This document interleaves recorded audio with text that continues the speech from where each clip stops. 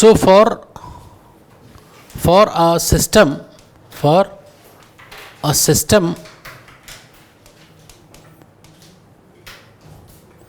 consisting of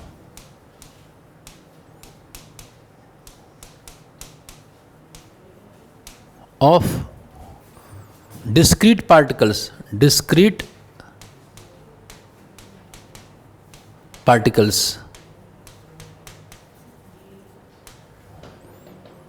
center of mass is obtained, या position of center of mass is obtained, position of क्या, position of center of mass is obtained using the formula, एक formula है जिससे हम centre of मास की position को निकाल सकते हैं. क्या है formula? R center of mass का फॉर्मूला क्या बताया मैंने? Summation M I R I by summation M I. जो M1 R1 plus M2 R2 plus M3 R3 कहते हो, उसी का मैथमेटिक्स में ये सिंबल होता है समेशन. I मतलब 1 to n. M1 R1, I को 1 लिखोगे तो क्या ऊपर लिखा है? M1 R1. I को 2 लिख दोगे तो क्या लिखा है? M2 R2.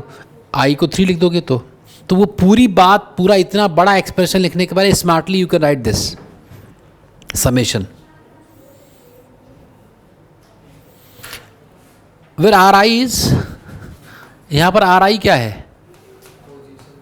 Position vector of ith particle, of ith मतलब कोई भी, ith मतलब उनमें से किसी एक का जो पोजीशन वेक्टर है वो है ऑफ ith पार्टिकल. ठीक है, समझ गए बात? ये हम लोगों ने पढ़ लिया था.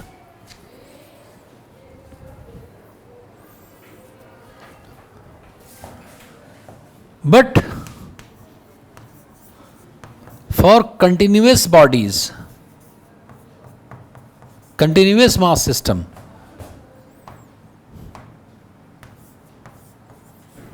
continuous की स्पेलिंग ठीक है? Continuous mass system, continuous mass system मतलब क्या?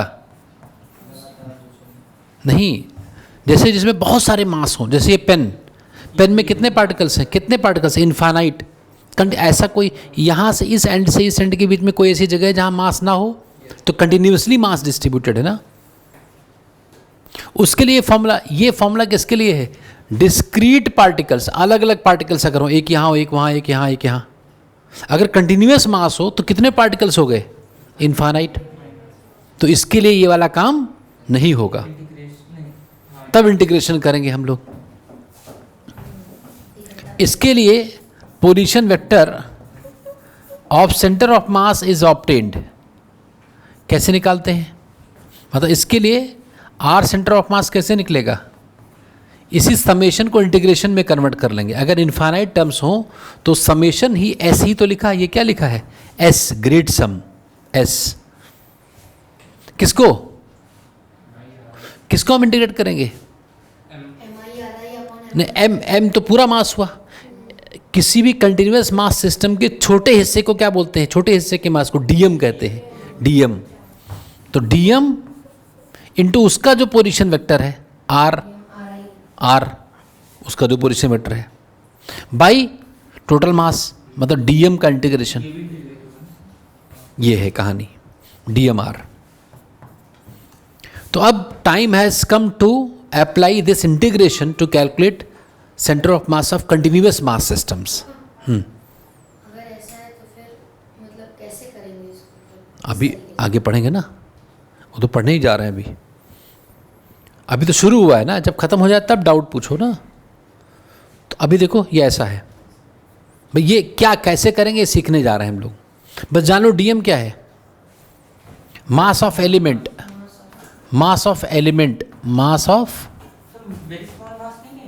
उसी को टेक्निकली कहते हैं mass of element. Very small mass, ये तो आम भाषा हो गई. साइंस में क्या कहते हैं? Mass of element. एलिमेंट मतलब छोटा सा पार्ट. ठीक, ये ऐसा है, लिख लिया सबने? No sir. अब इसको अप्लाई करके सीखते हैं कि कैसे करेंगे।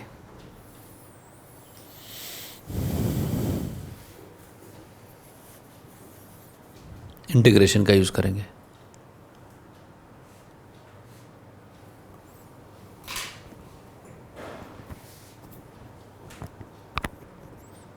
इंटीग्रेशन जानते हो आदित्य? x की पावर n dx का इंटीग्रेशन आदित्य बोलो क्या होगा? और कोई नहीं बोलेगा, नहीं तो आदित्य हो जाएगा वो। इसका इंटीग्रेशन क्या होगा? सर x n+1 बहुत बढ़िया, अपॉन n+1। बहुत शानदार परफॉर्मेंस करते हुए आदित्य, वेरी गुड। इतना ही याद पता होना चाहिए। एक्स स्क्वायर होगा तो क्या हो जाएगा? n+1 अरे अब रुक जाओ, मतलब 2+1। तो एक्स क्यूब कह लो, 2+1 को 3 क्यूब कहते हैं, एक्स क्यूब बाई 3 कह दो। 2+1 इज कॉल्ड एज 3। देखो जैसे पहला एग्जाम्पल, अगर मुझे centre of mass of uniform rod निकालने को कोई बोले, एक रॉड है जो यूनिफॉर्म है, यूनिफॉर्म मतलब बताता हूँ क्या होता है, एक ही जैसे है, मतलब एक ही थिकनेस की रॉड है हर जगह, यूनिफॉर्म रॉड। मानो ये रॉड है, ये रॉड, यूनिफॉर्म रॉड का मतलब क्या हुआ? इसका मतलब 1 सेंटीमीटर यहाँ से कट करो, उसका मास चाहे यहाँ से कट करो 1 सेंटीमीटर, 1 सेंटीमीटर में हर जगह सेम मास हो तो वो यूनिफॉर्म मास हो गया। मान लो ये रॉड L लेंथ की रॉड है और इसका मास m है, तो इसका सेंटर ऑफ मास तो सब वैसे ही पता है, बिना इंटीग्रेट किए बीच में होगा, जहाँ से इसको बैलेंस कर लेंगे। ये तो सेंटर ऑफ मास है, ये बीच में नहीं, कोई इधर भारी है इसलिए इधर खिसका है, लेकिन ये यूनिफॉर्म है तो सेंटर ऑफ मास कहाँ आना चाहिए? L/2 डिस्टेंस पर आना चाहिए एक एंड से, कि नहीं? तो ये तो वैसे ही पता है किसी को, जैसे कोई रोड पे जा रहा हो, बताओ इसका सेंटर ऑफ मास कहाँ होगा, तो कह देगा कि L/2 पर होगा। उसके कहोगे प्रूव करो तो वो नहीं कर पाएगा, हाँ हम लोग कर पाएंगे। जैसे कोई कहे कि ये कहाँ है, आप कोई कह दो कि प्रूव करो कि सेंटर ऑफ मास कहाँ है, तो सेंटर ऑफ मास अब प्रूव कर देंगे हम। तो उसके लिए क्या करना है, एक बार में समझ लो, जिसका सेंटर ऑफ मास निकालना है उसकी एक एंड को ऑरिजिन मान लो। क्या मान लो? मतलब ये y एक्सिस हो गया और इस एक्सिस को क्या नाम दे दिया? x axis. तो ये 0,0 हो गया ना ये। अब यहाँ से थोड़ी दूर जाना है तुम्हें, x दूर। कितनी दूर? मतलब x मतलब कुछ भी, कितना भी चले जाओ, x कोई वेरिएबल है ना, मतलब कहीं कितना भी दूर चले जाओ, और इसका छोटा सा पार्ट कट कर लो dx। कितने थिकनेस को कट करो? dx। तो इसमें कुछ मास तो होगा, इस मास को क्या बोलते हैं? dm। इसमें जो मास होता है उसी को dm कहते हैं। और ये जो dm/dx है, इसको कहते हैं लीनियर मास डेंसिटी।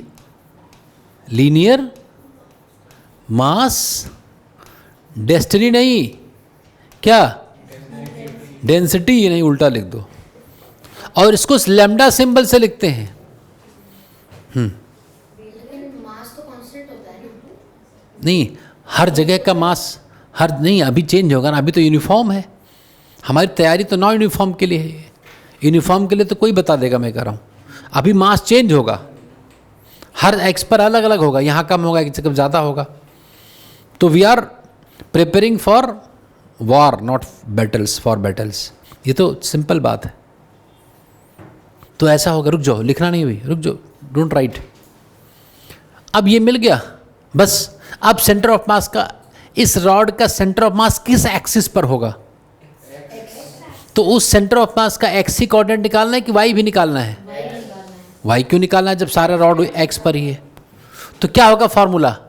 अभी लिखवाया था, कंटिन्यूअस मास सिस्टम का आर निकालने का, इंटीग्रेशन dm इंटू एक्स।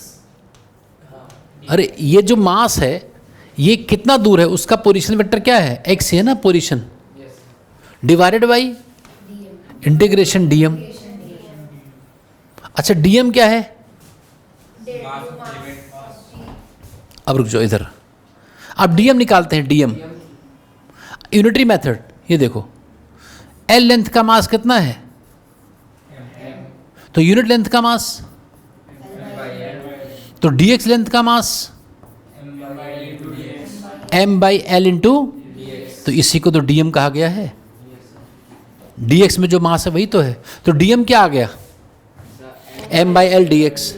तो यहाँ रख दो, इंटीग्रेशन x इंटू, बोलो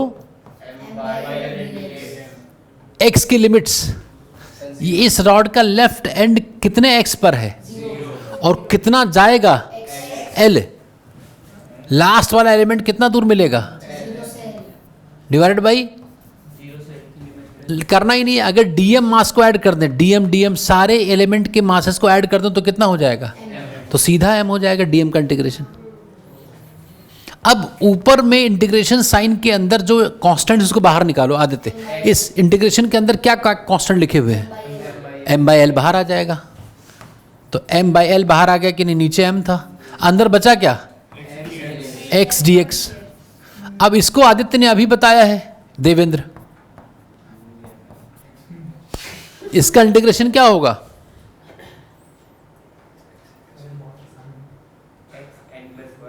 n कहाँ है, n कितना है,